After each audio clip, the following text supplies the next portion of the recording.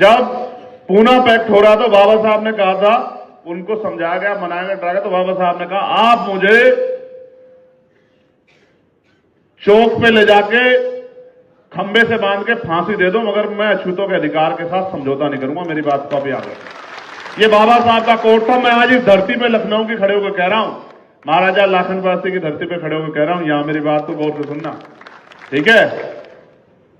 मैं एक बार मरूंगा, बार बार नहीं मरूंगा, और किसी सुख के लिए राजनीति नहीं कर रहा हूं मैं। मेरी बात को अच्छी तरह से याद रखना। मैं जब तक जीऊंगा बहुजन समाज के हक अधिकारों की राजनीति करूंगा, इस बात को आप याद रखें। और सत्ता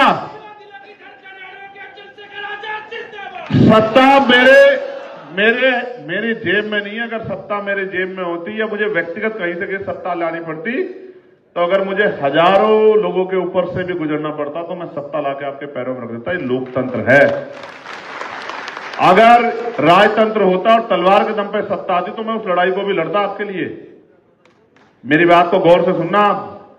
लेकिन क्योंकि ये लोकतंत्र है और कलम से और वोट से शक्ति मिलेगी, इसलिए ये लड़ाई में जब तक आप अपना किरदार अदा नहीं करोगे, अपना रोल अदा नहीं करोगे, अपनी जिम्मेदारी नहीं उठाओगे, तब तक इस लड़ाई को हम लोग नहीं जीत सकते। और जिस दिन आपने अपनी जिम्मेदारी उठा ली, मैं गारंटी देता हूं आपको कि आजाद समाज पार्टी भीम आर्मी जैसा कार्यकर्ता किसी पार्टी में नहीं है। आज के समय में देश की किसी पार्टी के पास इतना मजबूत और ताकतवर कार्यकर्ता, संघर्षशील कार्यकर्ता नहीं। बस वो अपनी जिम्मेदारी समझ ले। जैसे वो मेरी एक आवाज पे पता नहीं कहां से आता है, उड़ता रहता है, इधर भी दौड़ता है, उधर भी दौड़ता है, और एडमिनिस्ट्रेशन कहता कहां से आगे। अगर वो बस मेरे कहे से जो बात मैं कहता हूं वो भी करना शुरू कर दे, तो सारी बात ठीक हो जाएगी।